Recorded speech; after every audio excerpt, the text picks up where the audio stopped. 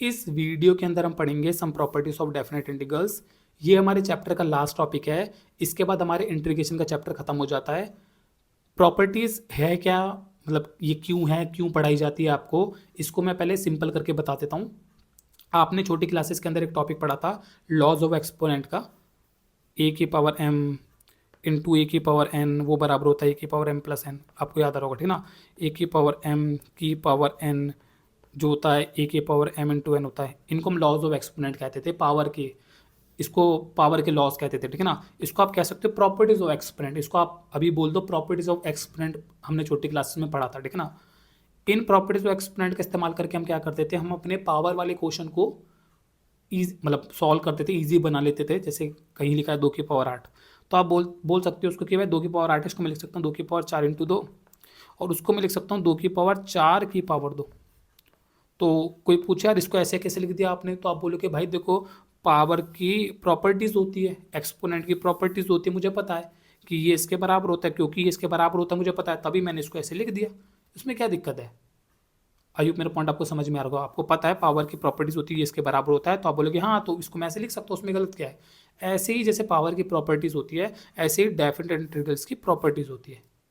तो definite integral की आपको प्रॉपर्टीज पढ़ाई जाती है कि भाई देखो f of x D x A to B वो बराबर होता है F of t d t a to B.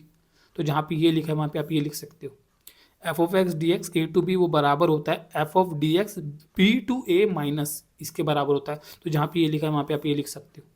समझ गए? F of x D x A to B बराबर होता है F of x D x A to C plus F of x D x C to A, ये इसके बराबर होता है। तो जहाँ पे ये लिखा है वहाँ पे आप ये लिख सकते हो।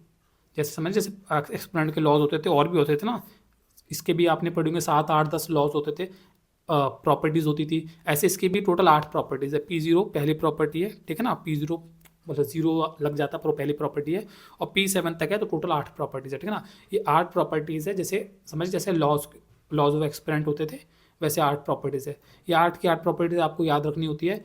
जब भी आपके सामने कोई डेफिनेट इंटीग्रल का क्वेश्चन आता है, तो उस क्वेश्चन के अंदर आपको इनमें से कोई प्रॉपर्टी अप्लाई करके उस क्वेश्चन को ईजी फॉर्म में कन्वर्ट करना होता है, उस क्वेश्चन को थोड़ा ईजी बनाना होता है। जैसे यहाँ पे मेरे सामने ये क्वेश्चन आया, तो इसमें मैंने ये वाली प्रॉपर्टी अप्लाई करके उसको किसी दूसरी फॉर्म में कन्वर्ट कर लिया। वो फॉर्म जिस फॉर्म में मुझे लग रहा है कि मेरे को चाहिए ये क्वेश्चन, जिस फॉर्म में मैं उसको सॉल्व कर सकता हूँ, मैंने उस फॉर्म में कन्वर्ट कर लिया। मतलब ईजी बनाना है, समझ गए ना। जैसे लॉज ऑफ एक्सपेरिमेंट, समझ गए, मोटा मोटा समझ में आ रहा होगा आपको। जैसे लॉज ऑफ एक्सपेरिमेंट होते थे तो हमारे को सारे लॉस पता होते थे, तो हमारे सामने कोई भी लॉ एक्सपोनेंट का पावर वाला कोई क्वेश्चन आता था, तो उसमें हम उसमें से देख लेते थे कि भाई उनमें से कौन सी प्रॉपर्टी, क्योंकि मेरे को सारी प्रॉपर्टी दिमाग में रहती थी, तो मैं उसमें देख लेता था इसमें कौन सी वाली प्रॉपर्टी लग जाएगी। वो वाली प्रॉपर्टी में दिमाग रख के मैं कहता हाँ वो वाली प्रॉपर्टी लग जाएगी, वो वाली प्रॉपर्टी लगा के मैं उस क्वेश्चन को उस फॉर्म में कन्वर्ट कर लेता था जिस फॉर्म में मैं उसको सॉल्व कर सकता हूँ। ऐसे आपको ये 8 प्रॉपर्टी दे रखी है डेफिनेट इंटीग्रल की, ये 8 की 8 प्रॉपर्टी आपको याद रखनी है। और जब भी आपके सामने डेफिनेट इंटीग्रल क्वेश्चन है, तो आपको देखना है कि 8 में से कौन सी प्रॉपर्टी, 8 की 8 प्रॉपर्टी याद रखनी है, और सोचना उस टाइम पे जब डेफिनेट इंटीग्रल कोई सामने क्वेश्चन है कि वो डेफिनेट इंटीग्रल का जो क्वेश्चन है उसमें इनमें से कौन सी वाली प्रॉपर्टी अप्लाई हो सकती है, और अप्लाई करके मैं उसको कैसे ईजी बना सकता हूँ। और ईजी बना के फिर आपको ईजी करना है, और फिर ईजी करने के बाद फिर उसको आगे सॉल्व करना है। किताब के अंदर सारी प्रॉपर्टीज़ के प्रूफ दे रखे हैं। किताब प्रूफ देती है कि कैसे हमारे को पता चला कि ये इसके बराबर होता है, ये इसके बराबर होता है। मैथ के अंदर हर चीज़ का प्रूफ होता है। जैसे हम छोटी क्लासेस के अंदर, जैसे मैंने बात की, हमने पढ़ा कि भाई लॉज ऑफ एक्सपेरिमेंट होते हैं ए की पावर एम इंटू ए की पावर एन जो होता है वो ए की पावर एम प्लस एन होता है। तो भाई ये ऐसे ही नहीं पढ़ा दिया जाता, इसके भी प्रूफ होते हैं।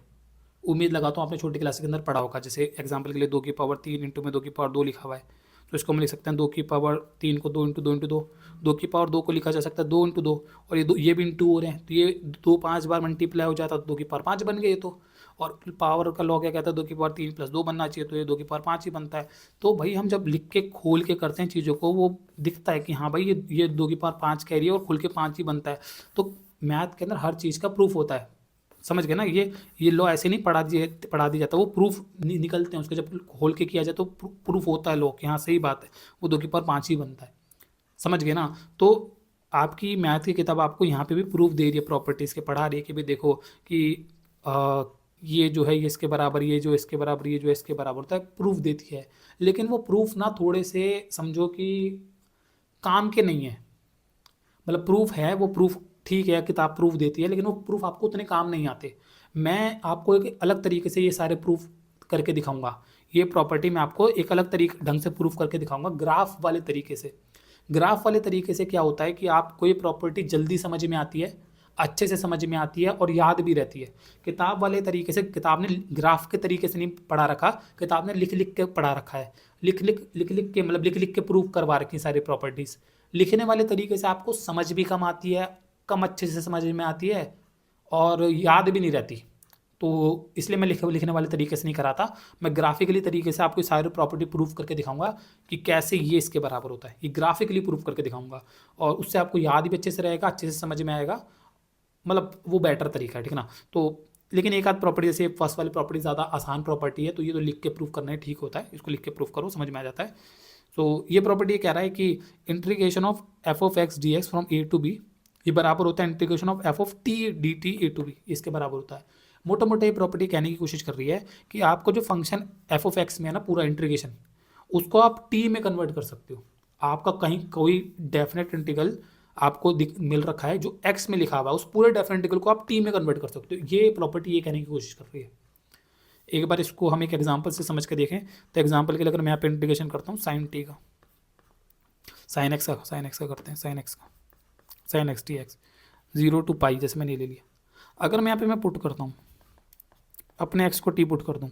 अब कई बच्चे यहाँ पे कहते हैं सर आपने एक्स को टी पुट कर दिया, ऐसे थोड़ी करते हैं हम, तो ऐसा होता है कि साइन 2x दे रखा होता है डी एक्स, तो हम 2x को टी पुट करते हैं क्वेश्चन को आसान करने के लिए। ये सब एक्स को कौन टी पुट करता है भाई? तो यहाँ पे भाई सब्स्टिट्यूशन की एक्सरसाइज नहीं हो रही, सब्स्टिट्यूशन की एक्सरसाइज नहीं कर रहे हम यहाँ पे, हम ये प्रॉपर्टीज़ को समझ रहे हैं। प्रॉपर्टी कहती है कि आपको एक्स को टी पुट करना है, तो मैंने किया एक्स को टी पुट कर दिया, ठीक है ना। अब मैंने एक्स को टी पुट कर दिया, तो मैंने एक्स को टी पुट करोगे तो d x equal to d t हो जाएगा। अगर मैंने एक्स को टी पुट करा, ठीक है ना, तो मैंने अच्छा और बोलेंगे तो इंटीग्रेशन आपको बन जाएगा sine t d t. Limit भी चेंज करनी होती है, आपको पता होगा, जब भी आप ऐसे सब्स्टिट्यूशन करते हो तो टी के हिसाब से लिमिट चेंज होगी। लेकिन हम बोलेंगे एक्स इक्वल टू टी है, तो जब एक्स पाई होगा तो टी भी पाई होगा, एक्स जब जीरो होगा तो टी भी जीरो होगा, तो लिमिट आपका आ जाएगा पाई और जीरो। सो मोटा मोटा हम ये कहते हैं भाई देखो, ये अगर आई था इसका आंसर तो इसका आंसर भी आई होगा, दोनों का आंसर सेम होगा, ठीक है ना। हम ये कहते हैं देखो लिमिट भी सेम आ रही है, सब कुछ सेम आ रहा है, बस जहाँ जहाँ पे एक्स था वहाँ पे टी आ गया। आई होप आपको समझ में आ रहा होगा। तो मोटा मोटा किताब यही कह रही है कि आपका पूरा फंक्शन जो एक्स में लिखा हुआ था ना, वो पूरा फंक्शन आपका टी में कन्वर्ट हो जाएगा और आपका आंसर सेम रहता है। मतलब मोटा मोटा किताब आप ये कह रही है जहाँ पे आपका एक्स लिखा वहाँ पे आप टी लिख दो, आंसर सेम ही आता है। जो हम यहाँ पे अगर एक्स को टी पे सब्सटीट्यूट करें तो वो दिख जाता है कि यहाँ हो जाता है, जहाँ जहाँ पे एक्स लिखा है वहाँ पे टी आ जाता है, बस आंसर सेम होता है, पूरा लिमिट सब कुछ सेम रहता है। तो मोटा मोटा ये बात होगी कि मान लो अगर मेरे को इंटीग्रेशन लिखा हुआ है कॉस 2x dx 0 to पाई, तो इसको मैं लिख सकता हूँ इंटीग्रेशन ऑफ कॉस ये पाई कॉस 2t dt लिख दूंगा, जहाँ मेरे को एक्स लिखा मिलेगा। हाँ किताब के ऐसे कर सकते हो, क्योंकि मैंने अभी ये जो पाया अगर मैं एक्स को टी पुट करता हूँ यहाँ पे भी तो वो वही बनेगा, समझ गए ना। और इसी का मैं उल्टा भी कर सकता हूँ, कहीं पर इंटीग्रेशन लिखा हुआ है 0 to पाई, मान लो जैसे टी की पावर स्क्वायर डी टी, तो इसको मैं सीधा सीधा इंटीग्रेशन लिख सकता हूँ 0 to पाई एक्स का स्क्वायर डी एक्स, क्योंकि जहाँ पे एक्स लिखा वहाँ टी लिख सकता हूँ, जहाँ पे टी लिखा वहाँ पे एक्स भी लिख सकता हूँ। ये हमारे को काम आता है, ये ज़्यादा काम आता है हमारे को। हमारे क्वेश्चंस के अंदर हम जब सब्स्टिट्यूशन का मेथड लगाते हैं तो हमारे टी आ जाते हैं क्वेश्चंस के अंदर, उन टी को हमारे को एक्स में चेंज करना पड़ता है। हम ये वाली प्रॉपर्टी लगाकर सीधा टी को एक्स में चेंज कर देते हैं, क्योंकि प्रॉपर्टी हमारे को कह रहे ऐसा डायरेक्ट हो सकता है, समझ गए ना। क्योंकि एक्स अगर टी में चेंज हो सकते हैं तो टी भी तो एक्स में डायरेक्ट चेंज हो सकते हैं, तो हम इस प्रॉपर्टी को लगा के सीधा चेंज करते हैं। आई होप आपको ये पहली प्रॉपर्टी समझ में आएगी, बहुत ईजी सी प्रॉपर्टी है कि सीधा वो कह रही है जहाँ जहाँ पे आपका एक्स है वहाँ मतलब पूरे फंक्शन जो एक्स में है उसको टी में चेंज कर सकते हैं, समझ रहे हैं। तो जहाँ जहाँ मेरे को जैसे फंक्शन एक्स में मिला तो उसको टी में कन्वर्ट किया जा सकता है, लिमिट सब सेम रहेगा, ठीक है ना। बस एक्स की जगह पे आप टी लगा दो। और इसको आप ऐसे भी समझ सकते हो कि यार जैसे मैं यहाँ पे लिख रहा हूँ कि जैसे एक्स स्क्वायर प्लस मैंने एक्स लिखा, तो ये जो आप ये एक्स स्क्वायर प्लस ये एक्स लिखते हो, एक्स स्क्वायर प्लस एक्स में एक्स क्या होता है? हम बोले भाई ये कुछ होता है, कोई मिसिंग चीज़ होती है। मैं बाजार गया, सेब खरीद के लाया और सेब की कॉस्ट मैंने नहीं पूछी, तो घर आके मैं अब जानना चाहता हूँ क्या कॉस्ट थी सेब की, तो क्या करते हैं लेट कर लेते हैं, लेट सेब की कॉस्ट थी ₹X, ये एक्स यही तो होता है। अरे भाई आप उसको एक्स लेट करते हो, एक्स लेट कर सकते हो, आप उसे वाई भी लेट कर सकते हो, आप उसको टी भी लेट कर सकते हो, कुछ भी लेट कर सकते हो, समझ गए ना। तो ये जो चीज़ है इसको आप एक्स भी लेट कर सकते हो, आप इसको टी भी लेट कर सकते थे, इसी को आप एक्स स्क्वायर प्लस एक्स की जगह टी स्क्वायर प्लस टी भी कह सकते थे। सो आप उसे ये कह देना, ये कह देना, समझ गए ना। एक्स स्क्वायर लिखा तो उसके टी स्क्वायर लिख दो, है कि वो एक मिसिंग चीज़ को रिप्रेजेंट कर रहा होता है एक्स, उस एक्स स्क्वायर लिख दो, टी स्क्वायर लिख दो, टी स्क्वायर लिखा एक्स स्क्वायर लिख दो। अगर एक्स स्क्वायर लिखा तो डी एक्स के रिस्पेक्ट में इंटीग्रेशन होंगे, और टी स्क्वायर लिखा तो टी के रिस्पेक्ट में इंटीग्रेशन होंगे। मोटा मोटा समझ में आ रहा होगा आपको, ठीक है ना। तो ये पहली प्रॉपर्टी इजी सी प्रॉपर्टी है, ज़्यादा दिक्कत नहीं देती प्रॉपर्टी, इजीली समझ में आ जाती है, ठीक है ना। सेकंड प्रॉपर्टी पे बात करते हैं, मतलब P1 जो कि P1 सेकंड प्रॉपर्टी बन जाता है, ठीक है ना। P1 ये सेकंड प्रॉपर्टी, ठीक है। तो ये कहता है integration of F of x D x from A to B वो बराबर होता है integration of F of x D x B to A. अब यहाँ पे अगर आप ऑब्जर्व करोगे तो जो लिमिट्स है ए टू बी की जगह बी टू ए, मतलब लिमिट्स को इंटरचेंज कर दिया गया है, ए टू बी से बी टू ए। तो कहता है ए टू बी से बी टू ए का जो आंसर होता है वो माइनस के बराबर होता है, उल्टा आंसर आता है। मतलब वो कह रहा है कि अगर आप इसका जो आंसर आ रहा है, मान लो वो आ रहा है 50, तो इसका आंसर आएगा -50, क्योंकि बराबर करने के लिए बाहर एक और माइनस लगा दिया ना, समझ गए ना। लिमिट चेंज करने से उल्टा आंसर आता है, जैसे समझ गए ना। इसका आंसर 50 आएगा, इस इंटीग्रेशन का आंसर -50 आएगा, उस -50 के बाहर एक और माइनस होगा, तभी जाके तो इक्वल पड़ेगा। मतलब मोटा मोटा ये कहने की कोशिश कर रहा है कि अगर आप इंटीग्रेशन किसी एफ ऑफ एक्स फंक्शन का from some a to b point तक करते हो, उसका जो आंसर आता है इंटीग्रेशन, अगर आप उसी function F of x D x का फ्रॉम बी टू ए करते हो तो उसका आंसर नेगेटिव उल्टा आएगा, इसका आंसर इसके आंसर का नेगेटिव आएगा, उल्टा आएगा, ठीक है ना।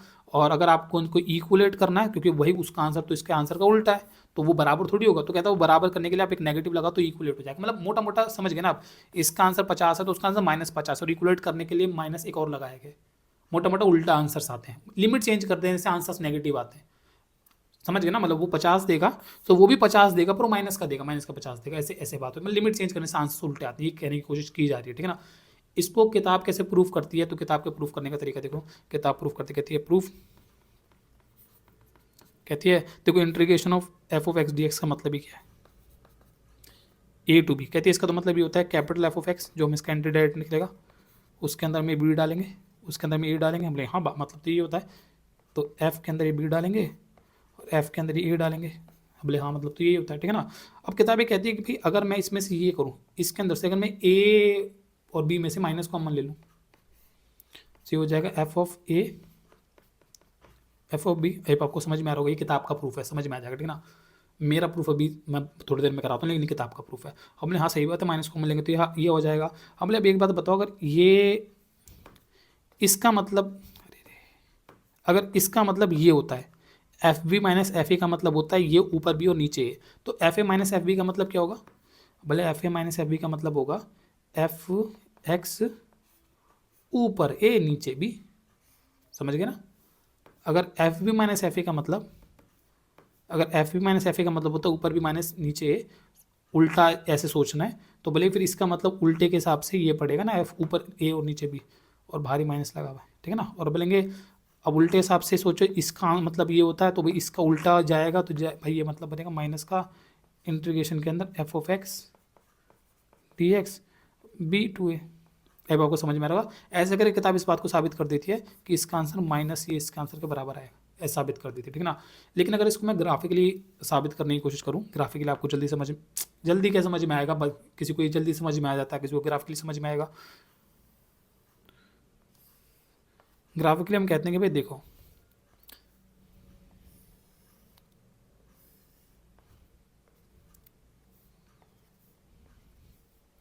कि अगर हम कोई फंक्शन ले, एफ एक्स को फंक्शन है,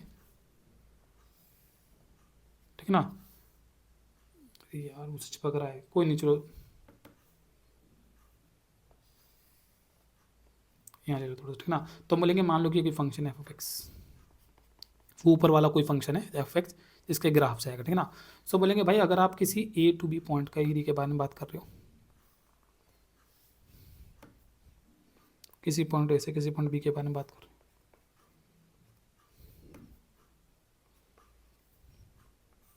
तो बेसिकली हम इस चीज़ के बारे में बात कर रहे हैं। अब आपको समझ में आ रहा हो, ठीक है ना। ये और बोले हाँ भाई अभी तक ने ये सीखा है एफ ऑफ एक्स, ये जो होता है F of x D x A to b का मतलब ये होता है, ये होता है F of x D x A to b का मतलब ये होता है, ये इसके बीच का एरिया ये होता है, ठीक है ना। अब बोलेंगे भाई और इसका क्या मतलब होगा, f of x D x B to, बोले उसका मतलब यही एरिया होगा क्या?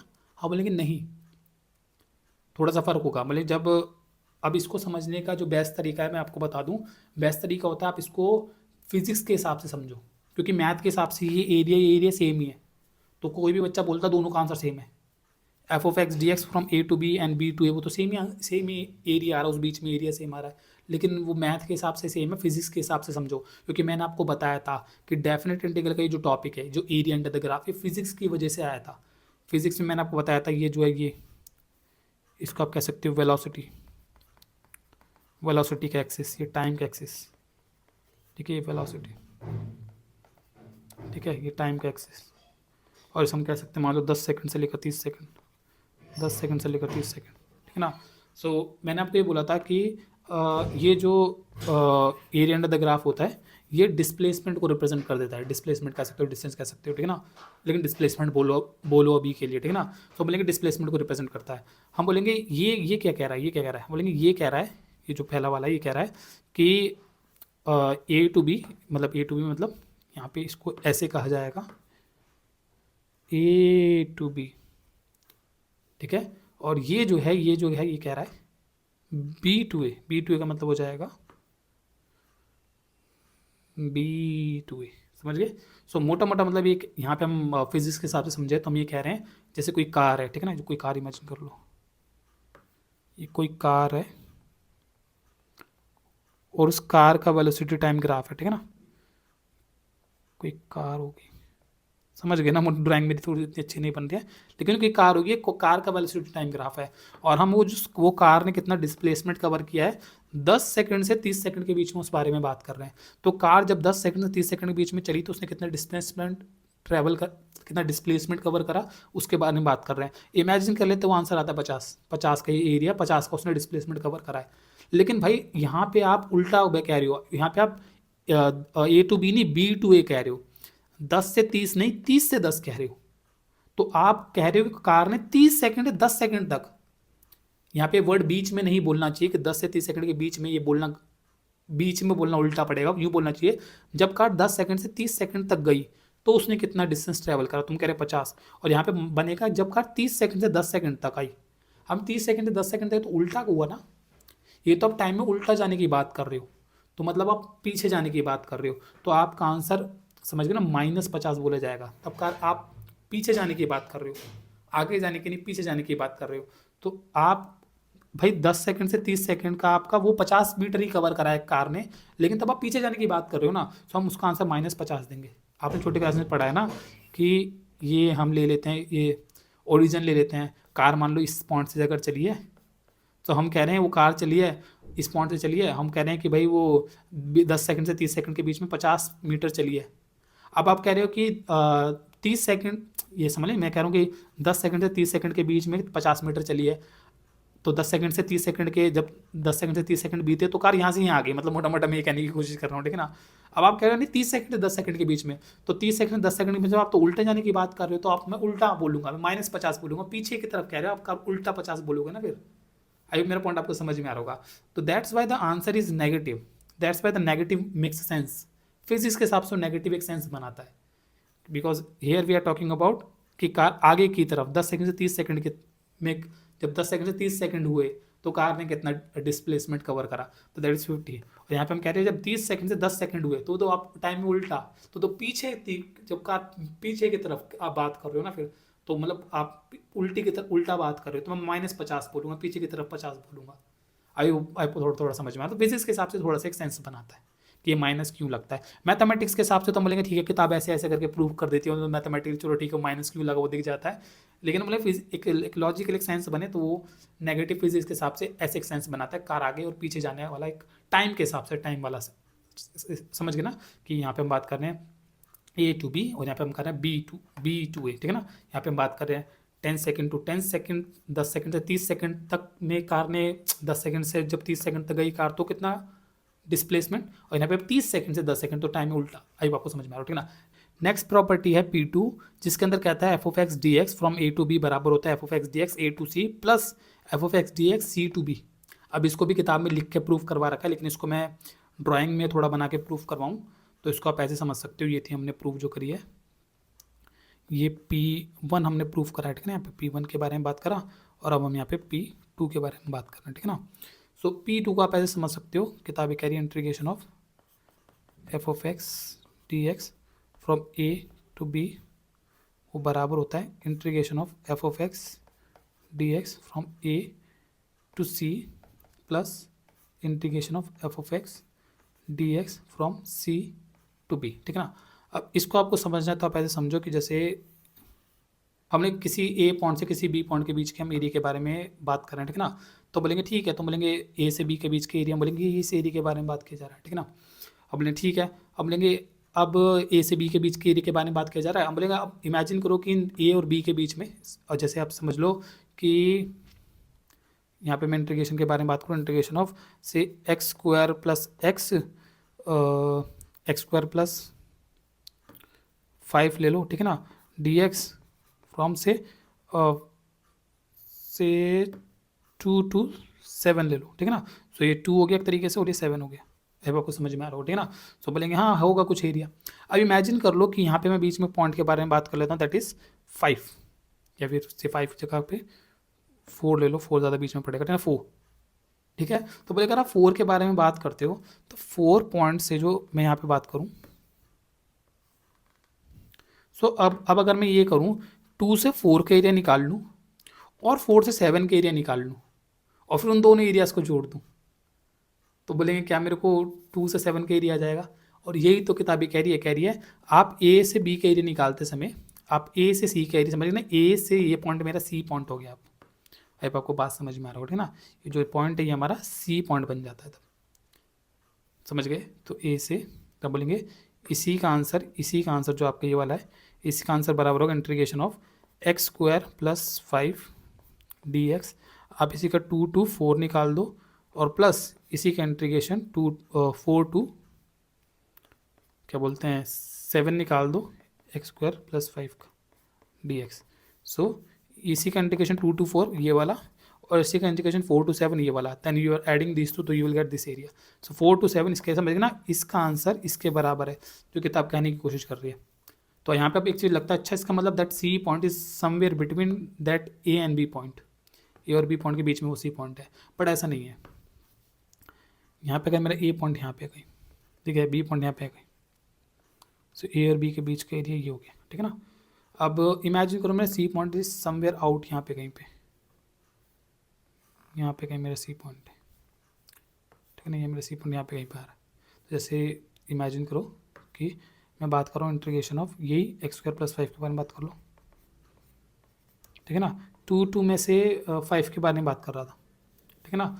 और वो जो सी पॉइंट है ये 2 है, ये 5 है और ये मैं 7 ले रहा हूँ, ठीक है ना। अब अगर मैं कहता हूँ कि देखो भाई अगर मैं ये किताब के रूल के हिसाब से जाऊँ तो किताब का रूल बोलेगा इंटीग्रेशन भाई आपको करना है ए से C which is integration of X square plus 5 D x from 2 to 7 और फिर क्या था प्लस करना पड़ेगा आपको इसके अंदर integration x square plus 5 D x from 7 c to b which is 7 to 5, ठीक है ना। अब अगर आप थोड़ा समझ के देखो तो बेसिकली यहाँ पे हम कह रहे हैं कि ए टू बी, अब मैं ऊपर वाले जो लॉजिक मैंने आपको बताया उससे जाऊँ, so integration of A to b निकालना है, ओह सॉरी ए टू सी तो आप समझ गए, ए टू सी तो निकालना है, ए टू सी तो आप समझ गए, ए टू सी निकालना है, ठीक है ना। लेकिन उसमें प्लस करना है सी टू बी। अब सी टू बी जब मैं निकालूंगा तो आप ऊपर वाला लॉजिक के हिसाब से समझ गए कि ये इसके बारे में बात कर रहा हूँ, तो बेसिकली यहाँ पे मैं एक नेगेटिव एरिया के बारे में बात करूँगा। तो मोटा मोटा यहाँ पे मैं मतलब ये हो जाएगा कि ये समझ गए, मतलब यहाँ पे नेगेटिव आंसर के एरिया तो नेगेटिव नहीं है पर एक नेगेटिव आंसर के बारे में बात होगा। सो ये आंसर टोटल मैंने लिया और उसमें इतना वाला आंसर वो मैं नेगेटिव, ये नेगेटिव होगा और वो घट जाएगा, समझ गए ना। तो इसमें से जब इतना घटा दिया जाएगा तो ये भी का ही तो आंसर बचेगा। आई होप आपको बात समझ में आ रहा होगा कि ये पॉइंट जो सी पॉइंट है ये मिड में हो, ए और बी के बीच में हो या ए और बी से परे हो, साइड में हो, इससे फ़र्क नहीं पड़ता। अगर आप ये करते हो ए से बी का इंटीग्रेशन निकालने की बजाय ए से सी और सी से बी का निकाल के उन दोनों को एडअप करते हो तो आपको इसी का आंसर मिलेगा। ग्राफिकली अगर आप करते हो आपको समझ में आएगा कि हाँ ये कर रहा है, ये वो कर रहा है, ये वो कर रहा है, बैठ रहा है, मतलब बैठ जाएगा आपके दिमाग के अंदर, ठीक है ना। आगे बढ़ते हैं। आगे फिर आई होप आपको ये वाली प्रॉपर्टी भी समझ में आ गई होगी। और जैसे मैं ग्राफिकली बना के समझा रहा हूँ, आपको ऐसे ग्राफिकली ही ट्राई करना, आप ग्राफिकली चीज़ों को मतलब याद करो कि अच्छा वो वाला प्रॉपर्टी ये वाले ग्राफ से बना के वो बीच में सी लगा के और साइड में सी लगा के याद करवाया था, वो वाला प्रॉपर्टी वो डिस्प्लेसमेंट वाली बात बता के याद करवाया था। तो ऐसे प्रॉपर्टी आपको याद भी रहेगा, ठीक है ना, समझ भी अच्छे से आता और याद भी रहता है, ठीक है। आगे बढ़ जाते हैं। आगे प्रॉपर्टी कौन सी दे रखी है? आगे प्रॉपर्टी दे रखी है ये वाला। इसके अंदर कहता है कि f of x D x A to b equal to बराबर होता है F of a plus b. ये प्रॉपर्टी थोड़ी सी अलग है। P3 जो प्रॉपर्टी है ना, कहता है integration of F of x D x from A to b equal to होता है integration of F of a plus b minus x D x from A to b. तो बेसिकली यहाँ पे ये कहता है कि आप ना किसी फंक्शन का किसी ए टू बी में कुछ ऐसे इंटीग्रेशन डेफिनेट इंटीग्रल निकाल रहे हो, आप वो दोनों पॉइंट्स जो लिमिट्स के पॉइंट थे वो प्लस करके उस फंक्शन के अंदर डाल के एक नया फंक्शन बना दो और उसका उसी में लिमिट्स में आंसर निकाल दो, आंसर सेम आएगा। थोड़ा अजीब लगता है पहली बार में, इसको एग्जाम्पल से समझो। एक सिंपल सा एग्जाम्पल अगर मैं लूँ तो वो एक्स ले लो, ठीक है ना, एक्स। अब इसका मैं निकाल रहा हूँ, मान लो जैसे 2 to 5 मैं ये निकाल रहा हूँ, ठीक है ना। तो अगर मैं 2 to 5 के बारे में बात करूँ तो हम ग्राफ अगर साइड में बनाता हूँ, 2 to 5, तो पहले इसका ग्राफ आपको पता है, एफ ऑफ एक्स का ग्राफ मैंने पहले ही बताया, इसे स्ट्रेट लाइन जाएगा, ठीक है ना। अब लेंगे अब अगर हम 2 to 5 के बारे में बात करें, 2 को यहाँ पड़ेगा, 5 को यहाँ पड़ेगा, 2 to 5 इस एरिया के बारे में बात किया जा रहा है, ठीक है ना। और बोलेंगे कि भाई जो ये क्या कह रहा है, बोलेंगे ये कह रहा है कि वो दोनों प्लस करके उस फंक्शन में मतलब वो माइनस करना है, ठीक है ना, और वो नया फंक्शन बनाना है। बोलेंगे तो वो नया फंक्शन क्या बनेगा? बोलेंगे वो बनेगा भाई इंटीग्रेशन ऑफ 5 + 2 7 7 माइनस एक्स, समझ गए, डी एक्स, और उसका 2 से 5 करना है। हम बोले 7 माइनस एक्स, 7 माइनस एक्स के पहले ग्राफ सोचो यहाँ पे क्या बनेगा।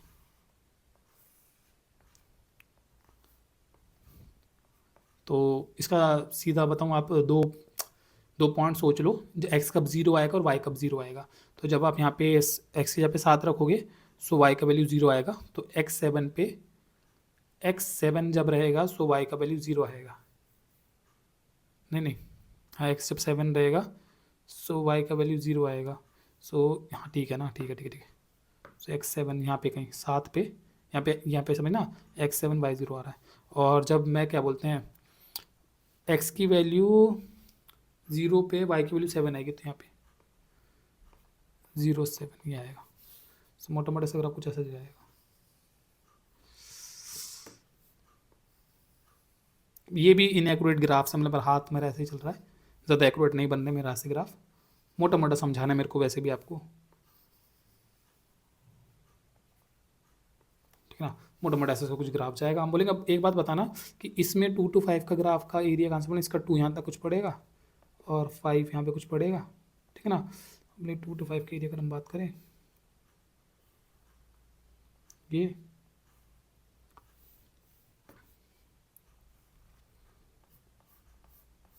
की बात हो रहा है, ठीक है ना। अब इसमें अगर आप ऑब्जर्व करते हो तो आप पाते हो कि देखो भाई ये इसकी बाउंड्री लगभग मैच कर जाता है, ठीक है ना। मतलब वो हाथ मेरा ऊपर नीचे अदरवाइज ये मैच करता है, ये पूरा मैच करेगा। मतलब ये मेरे हाथ के वो पंगे हैं, हाथ मेरा ढंग से ड्रॉ नहीं चलता है ना, इस वजह से हो रहा है, अदरवाइज पूरा प्रॉपर मैच करेगा। 2 लगभग कितना पड़ेगा, 2 लगभग यहाँ दिखाया मैंने उसमें, तो ये 2 लगभग यहाँ और 5 लगभग यहाँ, सो 5 लगभग यहाँ और यहाँ कुछ ऐसा। सो मोटा मोटा ये पड़ेगा, मैच कर जाता है, 5 यहाँ मैच कर जाता है और 2 यहाँ मैच कर जाता है। क्वेश्चन उठता है कि क्यों मैच कर जाता है, ऐसा क्यों है। तो आप ऑब्जर्व करना कि ये जो फंक्शन है ये 2 पे क्या देता है, बोले 2 पे भाई 2 देता है, ये तो एफ ऑफ एक्स है, ये 2 पे 2 देता है। और ये 5 पे क्या देता है, बोले 5 पे 5 देता है। इस वाले फंक्शन को जरा ऑब्जर्व करना, ये 2 पे क्या देता है ये 2 पे 5 देता है और ये 5 पे 2 देता है। तो वो फंक्शन जो आंसर्स देता है, ये फंक्शन वही आंसर देता है पर अपोजिट पॉइंट्स पे देता है। ये 2 पे 2 दे रहा है, वो 5 पे 5 दे रहा है। ये 2 पे 5 दे रहा है, 5 पे 2 दे रहा है, समझिए ना। उल्टी, जो ये वैल्यू 2 पे दे रहा है वो वैल्यू 5 पे दे रहा है, जो ये वैल्यू 5 पे दे रहा है वो वैल्यू 2 पे दे रहा है। तो समझ गए ना, वो आंसर्स मिल रहे हैं पर वो अलग अलग पॉइंट पे मिल रहे हैं, इसलिए इसका ग्राफ जो चढ़ते में गया है वही वो उसका ग्राफ उतरते में बन रहा है। जो ये वैल्यू 2 पे दे रहा है वो वैल्यू ये 2 पे 2 दे रहा है, वो 2 पे 5 दे रहा है, ये 5 पे 5 दे रहा है, वो 5 पे 2 दे रहा है। तो इसका ग्राफ जो चढ़ते में बना है वो उसका ग्राफ उतरते में बना है। तो इसका चढ़ते में जितना एरिया बन जा रहा है उसका उतरते में 2 से 5 में उतना एरिया बन जा रहा है। तो सेम एरियाज बन जाते हैं। मतलब ये बाउंड्रीज मैच करने के आपको रीजन समझ में आ जा रहे होंगे।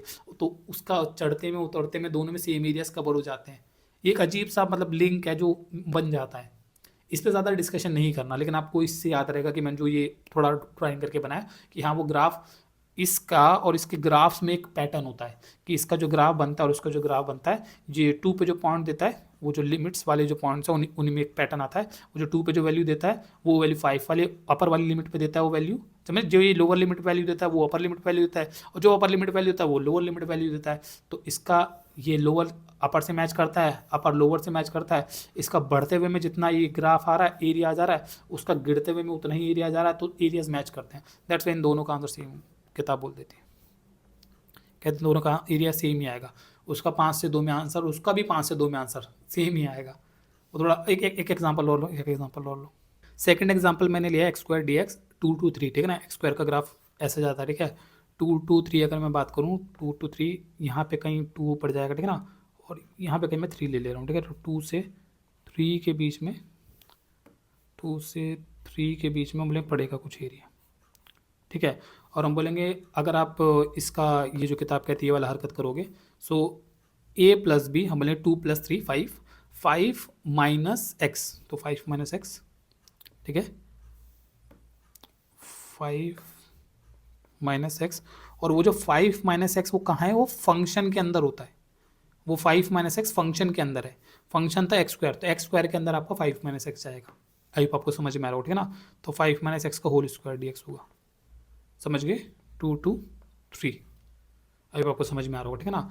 तो 5 - x का स्क्वायर, ये इसका आपको सोचना है, इसका क्या वो बनेगा। आप थोड़ा ग्राफ सोच लो, मतलब ग्राफ आप मत सोचो, मैं बता देता हूँ आपको। ज़्यादा ग्राफ पे दिमाग नहीं लगाना, ठीक है ना आपको, क्योंकि प्रॉपर्टी याद रखना है बस। ये तो मैं ग्राफ आपको बता दे रहा हूँ, इससे आपको थोड़ा याद रखने में हेल्प होगा।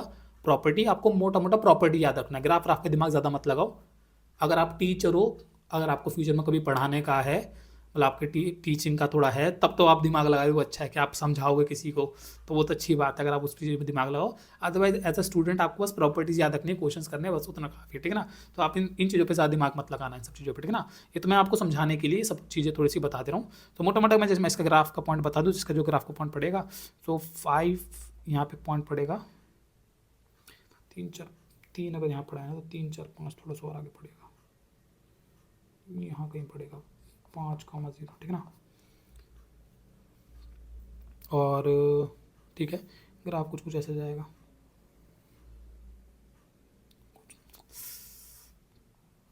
अरे यार, हाथ सही से चल नहीं रहा उस साइड पे।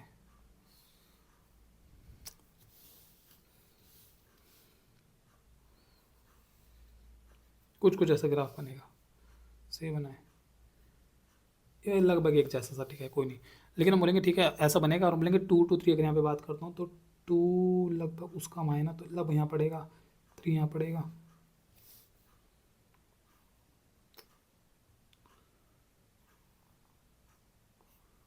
2 to 3 ये एरिया कुछ पड़ेगा, ठीक है ना। और इसमें मोटा मोटा अगर आप ऑब्जर्व करोगे तो अगेन आपको दिख जाएगा कि हाँ यहाँ पे इसका जो लिमिट्स है वो मोटी मोटी सी थोड़ी सी मैच करती हुई दिखेगी। वो थोड़ा बहुत वो मैच करेगा, हमने क्यों करेगा, ग्राफ थोड़ा टेढ़ा मेढ़ा गया तो वो थोड़ा मैच करना है, अदरवाइज एग्जैक्ट ही मैच करेगा। मतलब क्यों मैच करेगा, क्योंकि क्या फंक्शन को सोचो, ये फंक्शन 2 पे क्या देगा, मतलब ये 2 पे देगा भाई ये 4 देगा, और ये फंक्शन 3 पे क्या देगा, मतलब 3 पे 9 देगा, 3 पे ये 9 देगा आपको, समझ गए ना। ये फंक्शन के बारे में बात करना, ये 2 पे क्या देगा आपको, सोचो ये 2 पे क्या देगा और 3 पे क्या देगा। भाई वो 2 पे 9 देगा, ये 2 डलने पे 9 देगा, और 3 डलने पे आपको 4 देगा। तो मैं वही कह रहा हूँ, जैसे ऊपर वाले ने किया वही ये कर रहा है। तो ये वो जो वैल्यूज़ आपको चढ़ते में दे रहा है वो वही वैल्यूज़ आपको उतरते में देगा, समझ गए ना। तो इसका चढ़ते में जितना एरिया आ जा रहा है उसका उतरते में उतना एरिया आ जाएगा, समझ गए ना। वो ये इसको मैं कैसे बताऊं, मतलब आप इसके एक अच्छा एग्जांपल कमेंट बॉक्स में लिख के बताओ। इसको मियाँ बीवी का एग्जांपल, मतलब हस्बैंड वाइफ के एग्जांपल में दिया जाए कि एक दूसरे के हस्बैंड है, कि भाई वो जब वो 2 पे 4 देता है वो 3 पे 9 देता है, तो वो 2 पे 9 देता है, वो 3 पे 4 देता है, बिल्कुल ऐसे एक दूसरे से, मतलब है एक बातें वही करने हैं। ये भी वो 2 पे 4 देता है, 3 पे 9 देता है, वो भी 4 और 9 देने की बात तो वो भी कर रहा है, लेकिन वो अपोजिट पॉइंट्स पे करता है। मतलब कैसे फ्रेंड्स है, क्या बोला जाए इनको, इन दोनों फंक्शंस को क्या बोला जाए, क्या बेटर एग्जांपल्स में रखा जाएगा इनको, ठीक है ना। मुझे वो समझ में नहीं आ रहा, पर इतना मैं आपको बस बता रहा हूँ कि हाँ ये क्या करते हैं कि ये सेम वैल्यूज़ देते हैं, मतलब पर ये अपोजिट पॉइंट्स पे देते हैं। तो ये चढ़ते में देता है वो वैल्यूज़, वो उतरते में देता है वैल्यूज़, तो चढ़ते उतरते में ये सेम एरियाज आ जाता है, वही सेम एरियाज उतरते चढ़ते में आ जाता है। सो इसका area, because definite talks about the area, और एरिया वो सेम आ जाएगा, तो दैट्स वाई प्रॉपर्टी कहते हैं you will have the same answer. अगर आप इसका निकाल लो आंसर या इसका निकालो, you will have the same answer, ठीक है ना। अब आपको थोड़ा सा प्रॉपर्टी समझ में आ गया होगा, ठीक है ना। आगे बढ़ते हैं। प्रॉपर्टी नंबर, ठीक है, प्रॉपर्टी नंबर 4। अरे यार, एक तो मैंने ना ये इसका पर्टिकुलर केस के बारे में मैंने आपको बताया ही नहीं, इसको मैं बता देता हूँ पर्टिकुलर केस। सो वही कहता है, ये प्रॉपर्टी नंबर 1 था ना, P1, जो मैं आपको यहाँ पे बता रहा था, ये वाला P1। सो कहता है कि integration of F of x D x from A to A, बहुत कम काम आता है, ना के बराबर काम आता है। कहता है ए टू ए जो होता है वो 0 होता है। अब आप सोच के देखो यार, proper integration of A to A मतलब इंटीग्रेशन, इसके हिसाब से इंटीग्रेट, मैं कोई फंक्शन जैसे ले रहा हूँ उसका integrate from A to A.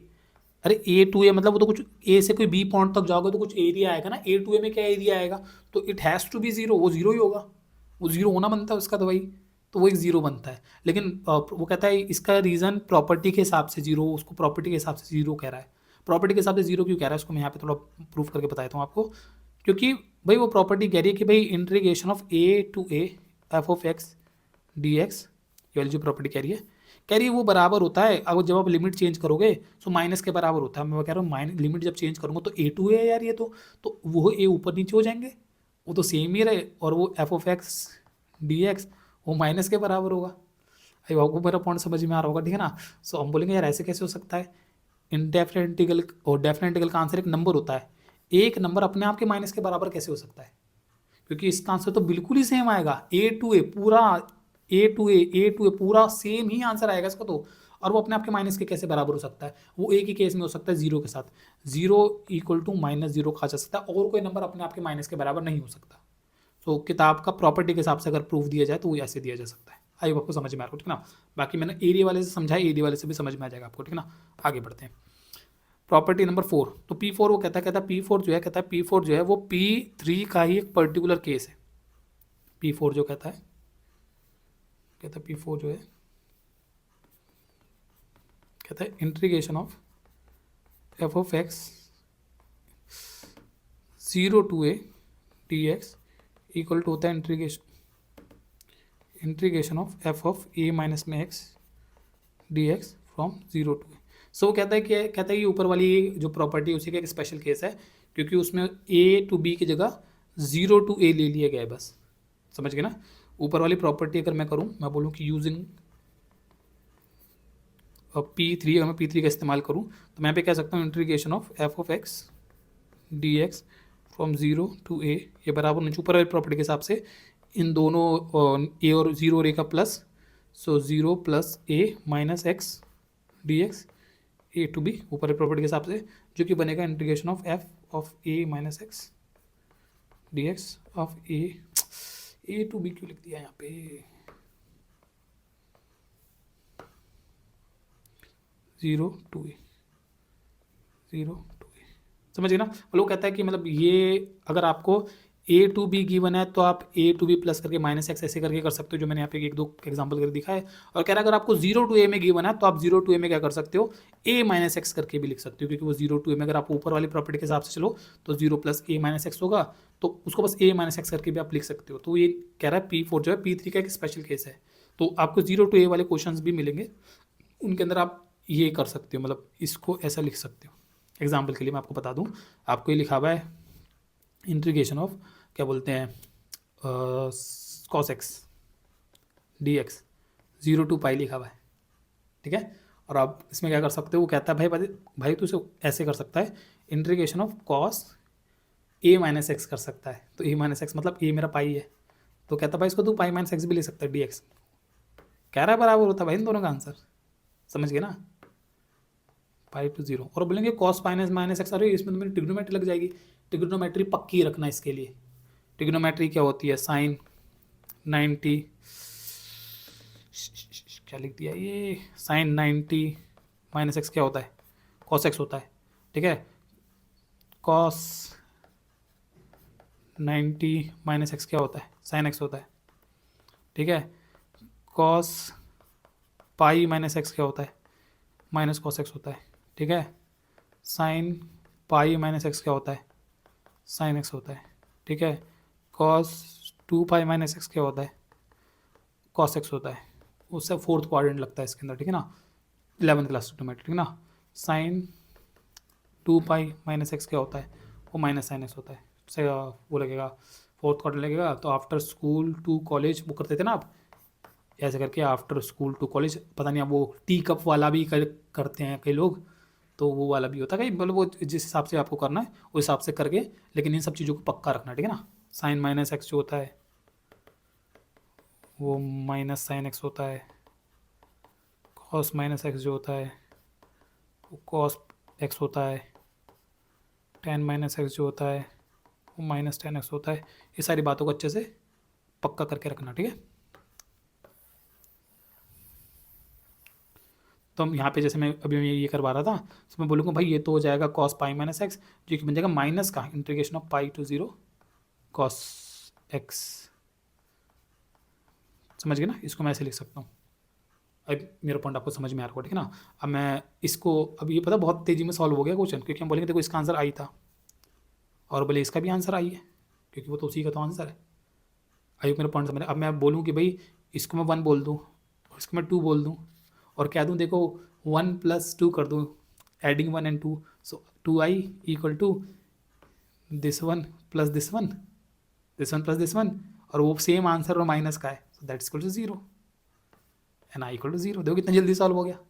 Properties बहुत तेज़ी में काम करवा के देगी आपको, प्रॉपर्टीज़ याद रखनी पड़ेगी, बहुत तेज़ी में काम करवा देती है कई जगह। तो ये तो मैंने एक एग्जांपल, चलो कोई बात नहीं, क्वेश्चन आएंगे तब करेंगे, ठीक है ना। आगे प्रॉपर्टीज को बात करते हैं। प्रॉपर्टी नंबर 5 है, F of x D x 0 to 2a equal to f of x D x 0 to a plus F of x 2a minus x 0 to a।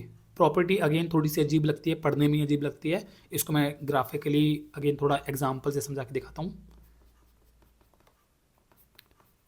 Example के लिए आप ले लो जैसे integration of x D x, simple function ले लो x, ठीक है ना, 0 to 8। सो अगर आप इस फंक्शन का ग्राफ अगर आप बनाते हो, तो इसका आपको ग्राफ पता ऐसे जाएगा, ठीक है ना, 0 से 8, तो यहाँ पे 0 ले लो और यहाँ पे कहीं 8 होगा, ठीक है।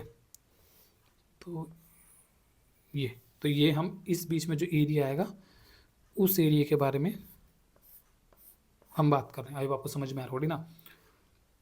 अब किताब कह रही है कि भाई ये जो एरिया है ना, ये जो एरिया है ये बराबर पड़ेगा, अब ये 2a अगर आपको अजीब लग रहा हो तो 2a मतलब किताब कहती है वो जो 8 है उसको आप एक डबल उसमें ऐसे रिप्रेजेंट करने का आपको वो करना है। तो मतलब आपको बता दूं 2a वैसे प्रॉपर्टी लिख के दे रही है, पर नंबर आपको कुछ भी लिखा मिल सकता है, आपको उसको 2a में बना लेना होता है। जैसे अभी 8 लिखा हुआ है तो इसको मैं लिख सकता हूँ, इसको मैं लिख सकता हूँ 2 × 4, समझ गए ना, ऐसे करके आपको कर लेना होता है। प्रॉपर्टी आपको कह रही है कि 0 to 2a होता है, फिर उसको आपको वो इसके बराबर होता है, लेकिन वो क्वेश्चन में आपको 2a में ऐसा मिलेगा, ऐसा होता नहीं है, आपको जानबूझ के उसे बना लेना होता है।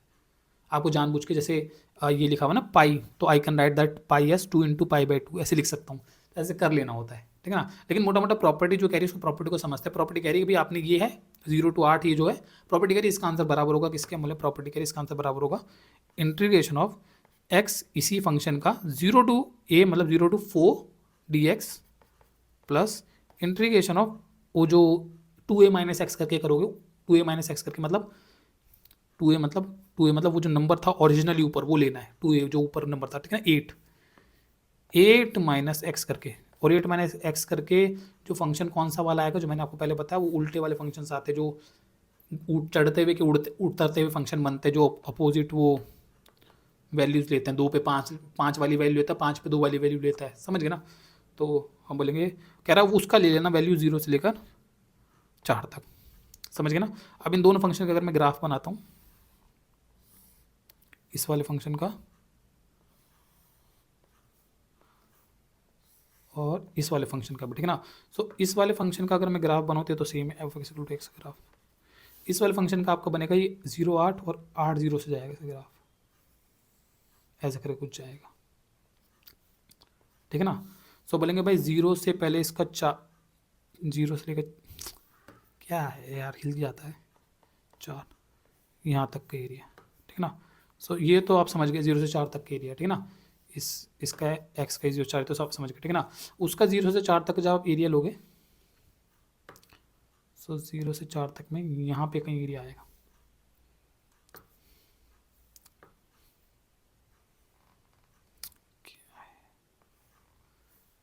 ये एरिया। और आप यहाँ पे थोड़ा सा मतलब विजुअलाइज कर सकते हो, मतलब देख सकते हो, इसको समझ सकते हो कि हाँ यार ये जो एरिया इन दोनों एरिया के सम के बराबर है।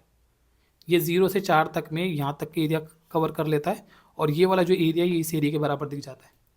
और बोले ऐसा क्यों है, बोले क्योंकि आप समझो कि ये जो ग्राफ चढ़ता हुआ होता है ओरिजिनल ग्राफ, और वो जो ये वाला ग्राफ बनता है उसका उतरता हुआ ग्राफ बनता है, बिल्कुल उसके अपोजिट शेप का ग्राफ बनता है, ठीक है ना। तो हमें पता है कि भाई ये जो 0 से 4 में ना, ये ग्राफ जब शुरू होगा ना, तो वो उसका उल्टी शेप का ग्राफ शुरू होगा, समझ गए ना।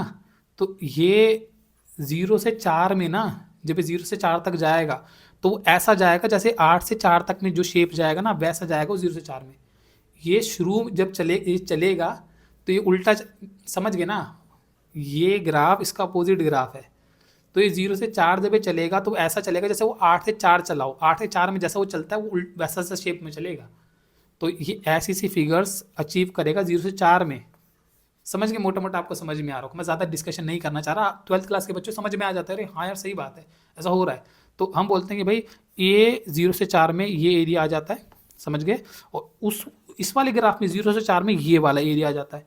तो बोलेंगे 0 से 2a, समझ गए ना, 0 से 2a में वो करने, उसका एरिया लेने के बजाय आप 0 से a में ले लो इसी का एरिया, और 0 से a में ले लो उसके x माइनस वाले का एरिया, तो इन दोनों का एरिया मिला के इसका एरिया बन जाता है। अब आपको समझ में आ रहा होगा, ठीक है ना। ठीक है, मुझे लगा रहा हूँ समझ में आ गया होगा। थोड़ा सा अजीब लगती है प्रॉपर्टी, पर ये और ग्राफिकली थोड़ा सा हेल्प होता है समझने में, ठीक है ना। और इससे उम्मीद लगा रहा हूँ आपको याद भी रहेगा, ठीक है ना। लास्ट प्रॉपर्टी से बात कर लेते हैं। प्रॉपर्टी नंबर 6 है f(x) dx 0 to 2a equal to होता है double of f(x) dx 0 to a if, अगर ऐसा है कि f(x) 2a minus x equal to f(x) आ रहा है, और इसी का वैल्यू 0 होता है अगर ऐसा है ये इक्वल टू ये आ रहा है। अब ये प्रॉपर्टी पहली बार में अगेन थोड़ी अजीब लगती है, पहली बार में तो ये अजीब लगता है कि यार ये कैसे हो सकता है, मैं f(2a माइनस एक्स) कुछ ऐसा कर रहा हूँ तो f(x) मतलब वापस वही फंक्शन आ जाए। फंक्शन के अंदर आपने कुछ 2a माइनस एक्स करा, अब अरे भाई हम यहाँ पे जब ये करते हैं फंक्शन में कुछ ये 2a माइनस एक्स ये हरकतें करते हैं, तो वो वाला फंक्शन वापस थोड़ी आता है, कोई नया फंक्शन आता है भाई, वो फंक्शन वापस थोड़ी आता है। लेकिन एक केस में होता है, एक केस में होता है, ट्रिग्नोमेट्रीज के अंदर ऐसा होता है। एग्जाम्पल लो आप, कंसिडर दिस, मैं बात करता हूँ integration of sine x dx 0 to से पाई, इसके बारे में बात कर लो, 0 to 2 पाई के बारे में बात कर लो, 0 to 2 पाई। अगर मैं इसके बारे में बात करूँ तो आप बताओ कि भाई इसमें मतलब ये इस जैसा पहले मैंने डिज़ाइन कर दिया, ठीक है, इस जैसा मैंने डिज़ाइन कर दिया। पाई भी कर सकता था, अगर मैं उसको पाई लिख रहा था तो पाई को फिर मुझे 2 into जैसे करना पड़ता, 2a जैसा बनाना पड़ता, लेकिन मैंने उसको ओरिजिनली वैसे ही बना दिया, ठीक है ना। अब बोले ठीक है, अब वही कह रहा है कि भाई इसमें चेक करके बताओ क्या ऐसा है कि ये आता है। हम बोले चेक करते हैं भाई, f(x) जो है वो यहाँ पे ये है साइन x है, ठीक है ना। अब चेक कर रहे हैं आपको f(2a माइनस एक्स) क्या आता है। हमने 2a तो मेरा हुआ है 2 पाई, तो बोलेंगे साइन 2 पाई माइनस एक्स क्या आता है। अब साइन 2 पाई माइनस एक्स क्या बनेगा, हम बोलेंगे आफ्टर स्कूल टू कॉलेज वाला वो भी जो मैंने वो बताया, तो वो बनेगा आपको माइनस साइन एक्स। सो बोलेंगे ये माइनस साइन तो माइनस f(x) आ गया, समझिए ट्रिग्नोमेट्रीज के अंदर ऐसा होता है, वो 2 पाई वगैरह के वो लॉस काम करते हैं और वो ऐसा बन जाता है। हम बोलेंगे तो भाई फिर ये आ गया तो ये 0 होगा, इसका आंसर 0 होगा। बोले हाँ, तो इसका सीधा आंसर आपको 0 बोलना है इस प्रॉपर्टी का इस्तेमाल करके। समझ में आ गया कैसे करना है। और अगर मैं इसको ग्राफिकली बात करूँ तो ग्राफिकली आप इसको समझ सकते हो कि भाई साइन एक्स का जो ग्राफ होता है 1 से -1 होता है, और यहाँ पे 90, ठीक है ना, यहाँ पे कहीं पाई होता है, यहाँ पे कहीं आपका 3π/2 होता है, और यहाँ पे कहीं 2π होता है, 2π होता है, ठीक है ना। इसका ग्राफ जो होता है वो यहाँ से 90 से स्टार्ट होकर यहाँ पे जाता है, फिर यहाँ पे जाता है, फिर -1 तक यहाँ तक जाता है, और फिर यहाँ पे जाता है। तो इसका ग्राफ जो हम बोलेंगे इतना एरिया ऊपर कवर करता है, इतना ही एरिया नीचे भी कवर करता है। तो समझ में आ गया ना आपको। सो बोलेंगे इसका अपर एरिया और नीचे एरिया, अब the area positive below the area negative लेना होता है, मैंने बताया था। सो इसका ओवरऑल एरिया वैसे भी 0 है, तो वो प्रॉपर्टी आपको सीधा बोल देती है, कहते हैं 0 होगा। और बोलेंगे हाँ प्रॉपर्टी गलत नहीं कह रही, सही कह रही, इसका मतलब यार समझ में आ रहा है। एक और ले लो, जैसे एक एग्जाम्पल और लिया है, sin x, ये dx ले रखा है, अब 0 to π मैंने लिख दिया, ठीक है ना। ये जो पाई है इसको आपको ब्रेन के अंदर ही वो करना है, समझ गए ना, 2 × π/2, तो 2a है ये, मतलब करना नहीं होता हमारा, जानबूझ के करके नहीं दिखाना कि जानबूझ के पाई को जानबूझ के लिखना है कि 2 × π/2 ऐसे करके, वो ब्रेन में रखो कि 2a है ये हमारा, ठीक है ना। बाकी इसको आगे बढ़ाओ तो आपको क्या करना है, इसको बोलना है f(x) इक्वल टू भाई मेरा sin x है। तो आपको चेक करना है कि भाई f2a - x कितना आ रहा है। तो f2a - x मतलब साइन, ये ब्रैकेट क्यों लगा दिया, sin π - x ही चेक करना है, ठीक है ना। और sin π - x का आंसर क्या आएगा, इसमें लगेगा सेकंड क्वाड्रेंट, तो वो आ जाएगा वो sin x ही आ जाएगा। समझ गए ना, बोलेंगे हाँ ठीक है, तो sin x आ रहा है। सो अब ये तो आपका f(x) ही आ गया। सो इस केस में आपको बोलना, अरे ये तो अब वो ये बोल रहा था, अगर f(x) आ जाए, अगर इसका आंसर f(x) आ जाए तो डबल करके आंसर बोलना है, डबल होगा integration of sin x dx 0 to a। अब अगर मेरा π2a है तो a मेरा π/2 हुआ, समझ गए ना। अब आपको समझ में आ रहा होगा। हम बोलेंगे सही बात है, तो हाँ भाई सही बात है। देखो अगर आप 0 to π तक का आंसर निकाल रहे हो, तो आप 0 to π तक का आंसर निकाल के अगर उसका डबल कर दो, क्योंकि वो आंसर देखो सेम है, वो सेम है, तो अगर आप इधर तक का आंसर निकाल के उसका डबल कर दो तो आपको समझे, 0 to π तक का आंसर निकाल के उसका डबल कर दो तो आपको 0 to π/2 तक का आंसर निकाल के उसका डबल कर दो, आपको 0 to π तक का आंसर आ जाएगा। तो हाँ वो सही कह रहा है, वो सही कह रहा है, मतलब प्रॉपर्टीज वर्क करती है। अब बाकी इसका आंसर आप खुद से निकाल सकते हो, ठीक है ना, इंटीग्रेशन सॉल्व कर सकते हो, लेकिन प्रॉपर्टी आपको समझ में आ रहा होगा, ठीक है ना। आगे बढ़ते हैं, लास्ट प्रॉपर्टी है हाँ P7, वो ऑड एंड इवन फंक्शंस के बारे में बात करती है। तो पहले ऑड एंड इवन फंक्शंस को मैं समझाता हूँ आपको। ऑड फंक्शन, इवन फंक्शंस, एक होते हैं ऑड फंक्शंस, एक होते हैं इवन फंक्शंस,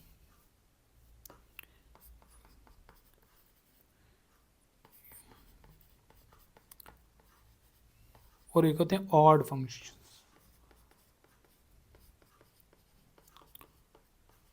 ऑड फंक्शंस, ठीक है ना। सो इवन फंक्शंस कौन से होते हैं, मैथमेटिकली वैसे लिख के बात किया जाए तो हम ऐसे कहते हैं, कोई फंक्शन अगर ऐसा है जिसका f ऑफ जो -x है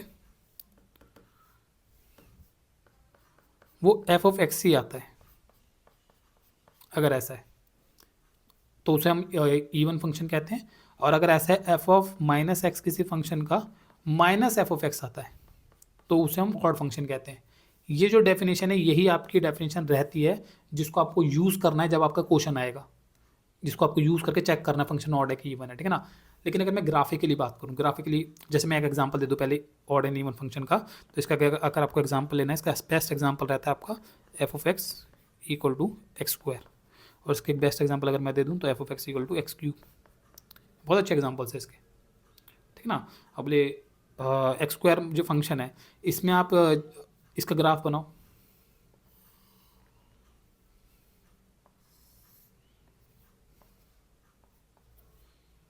x² का ग्राफ ऐसा बनता है,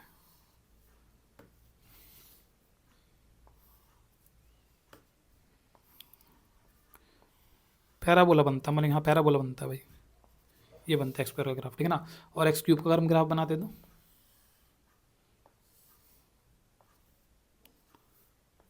ऐसा बनता है कुछ कुछ,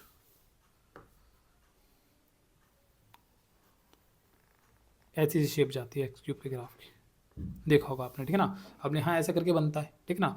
तो हम बोलेंगे x² का ग्राफ है, ये x³ का ग्राफ है, ठीक है। अब x² के अंदर अगर आप देखो तो ये 2 पे क्या वैल्यू देता है, मतलब 2 पे वैल्यू देता है 4, 2 पे वैल्यू देता है 4, और -2 समझिए ना, 2 पे वैल्यू देता है 4, और -2 पे क्या देता है, बोले -2 पे भी 4 ही देता है, ये कहने की कोशिश किया जा रहा है। समझ गए? एक फंक्शन जो 2 पे जो आंसर्स देता है वो -2 पे वो आंसर देता हो। हमने 3 पे क्या देता है 9, -3 पे क्या देता है 9। तो ऐसे फंक्शंस को हम कहते हैं इवन फंक्शंस। समझ गए ना? कोई भी फंक्शन जो ऐसी हरकतें करता हो, आप ग्राफ बना के ज़्यादातर फंक्शन को चेक नहीं कर पाओगे। तो ग्राफ तो मैं इसी के बना के आपको समझा रहा हूँ, लेकिन मोस्ट ऑफ द फंक्शन में आप ये इसी के थ्रू चेक कर पाओगे। कैसे करना होता है मैं बताऊँगा। अभी भी आप मोटा मोटा पैसे थोड़ा समझ लो, बेसिक ग्राफ से कुछ बातें समझ लो। अब बोले इसमें बताना आप ये 2 पे क्या देता है, बोले 2 पे देता है ये क्या बोलते हैं 8, और -2 पे क्या देता है -2 पे देता है -8। 2 पे देता है ये मैं समझ गया ना। ये इसमें समझ इसका रूल क्या है। माइनस इसी की किताब कैसे लिखती है, किताब का तरीका दिखाऊँ। ऐसे ही लिखती है, यही है किताब में भी लिखने का तरीका यही होता है। मतलब बेसिकली ये -x इक्वल टू -x होता है। तो मतलब जैसे यहाँ पे अगर मैं डालूंगा -2 डालता हूँ तो -2 डालने पे आंसर आता है -8, और 2 डालने पे आंसर आता है 8। तो दोनों को इक्वलेट करने के लिए you have to put a minus also. -8 8 के आंसर को पुट करने एक माइनस और लगाना पड़ेगा ना। तो मतलब समझिए ना, 2 डालने पे 8 देता है, वो -2 डालने पे -8 देता है। अब इसमें अगर आप थोड़ा थोड़ा ऑब्जर्व करो तो यहाँ पे हम कहते हैं कि जो इवन फंक्शंस होते हैं उनमें एक सिमेट्री होता है। ऐसे जैसे वाई एक्सिस है उसके अराउंड ऐसे एक सिमेट्री होता है। हम बोलेंगे ऑड फंक्शन में भी एक सिमेट्री होता है, उसमें भी एक सिमेट्री होता है, पर वो ऐसे एक्स एक्सिस में नीचे की तरफ ऐसे कट के उल्टी सिमेट्री होता है। समझ के इनको आप जैसे क्वाड्रेटिक फंक्शन है, इनको आप ऐसे ऐसे चेंज कर सकते हो। ये जो फंक्शंस हैं इनको आपको चेंज करना है, इनको डबल बार चेंज करना पड़ेगा। पहले इसको ऐसे चेंज करना पड़ेगा, फिर इसको ऐसे भी घुमाना पड़ेगा। इसकी सिमेट्री थोड़ी अलग टाइप की है, पर इनमें सिमेट्रीज है। मतलब इनकी शेप में जीरो से अगर आप बात करो तो ये ऐसे शेप में जा रहा है, और इसकी शेप सेम है। इसकी शेप इस साइड पे और इस साइड पे सेम है। इनकी शेप्स में सिमेट्री है। इस सिमेट्री को आप कहीं ना कहीं मानोगे। सिमेट्री आपको उतने अच्छे से नहीं पढ़ाई जाती, वो मैं मानता हूँ, लेकिन थोड़ा थोड़ा आपको सिमेट्री देखने को मिलेगा। ये सिमेट्री जो है ये काम की चीज़ है। हम बोलेंगे क्यों? क्योंकि भाई देखो, अगर मैं बात करता हूँ मान लो जैसे 2 से लेकर -2 तक के एरिया में, 2 से लेकर -2 तक के एरिया में, तो आपको नहीं लगता, आप बोलोगे कि यार भाई 2 से लेकर -2 के एरिया भाई तो निकाला, तो 0 से लेकर 2 तक के एरिया का डबल ही कर दे। तो अगर एक इवन फंक्शन का भाई एरिया निकाल रहा है, तो भाई 2 से -2 निकाल रहा है, तो 0 से 2 तक का निकाल डबल कर दे, क्योंकि सिमेट्री होती है ना इसके अंदर दोनों तरफ। इसमें सिमेट्री होती है, तो 0 से 2 का एरिया निकाल, उस साइड वैसी शेप है जैसी इधर शेप है वैसी शेप उधर है, तो उसका डबल कर दे। तो इवन फंक्शंस में ऐसे होता है। हम लोग ऑड फंक्शंस में, बोले ऑड फंक्शन में क्या होता है? ऑड फंक्शन में भाई देख भाई ऐसे होता है कि अगर भाई तू 2 से लेकर ना -2 के एरिया निकाल रहा है ना, -2, तो ये -2 तो इसमें नीचे जाएगा ऊपर जाएगा, इसमें तो एरिया कैंसिल आउट हो जाएगा। ऊपर पॉजिटिव एरिया हो गया, ये नेगेटिव एरिया हो गया, ये तो कैंसिल आउट हो जाएगा। समझ गए? तो एक इवन फंक्शन के अंदर अगर हम -a से a एरिया निकाल रहे हैं तो वो बराबर होता है, समझ गए? एक इवन फंक्शन के अंदर अगर हम इंटीग्रेशन निकाल रहे हैं किसी इवन फंक्शन का -a से a, ठीक है ना, dx, तो वो बराबर होता है 2 of f(x) dx 0 to a। और वहीं एक ऑड फंक्शन है अगर, सो उसका अगर आप -a से एरिया निकाल रहे हो तो वो बराबर आपका सीधा आंसर होता है 0। ऑड फंक्शन के साथ ऐसा होता है। अभी आपको थोड़ा सा बात समझ में आया होगा। मैंने एक छोटे से एग्जांपल से आपको समझाने का ट्राई किया। किताब उसको लिख के प्रूव करने के बारे में बात करती है, इवन फंक्शन ऑड फंक्शन, बस किताब ने उसको लिख के और पीछे वो रिटर्न में प्रूफ दे रखे हैं। मैंने आपको थोड़ा ग्राफिकली समझाने का ट्राई किया। उम्मीद लगा रहा हूँ ग्राफिकली आपको ज़्यादा अच्छे से समझ में आ गया होगा, ठीक ना। ऑड इवन के और भी एग्जाम्पल लिए जा सकते हैं, बट उम्मीद लगा रहा हूँ इतने से समझ में आ गया होगा। तो ज़्यादा कुछ और एग्जाम्पल लेने का फ़ायदा ही क्या, ठीक ना। अब अगर आपके सारी बातें समझ में आ गई तो अब हम क्या करते हैं, हम कुछ अब एग्जांपल्स करेंगे और एक्सरसाइज के क्वेश्चन आंसर्स करेंगे फॉर मतलब और अच्छी अंडरस्टैंडिंग के लिए, ठीक है ना।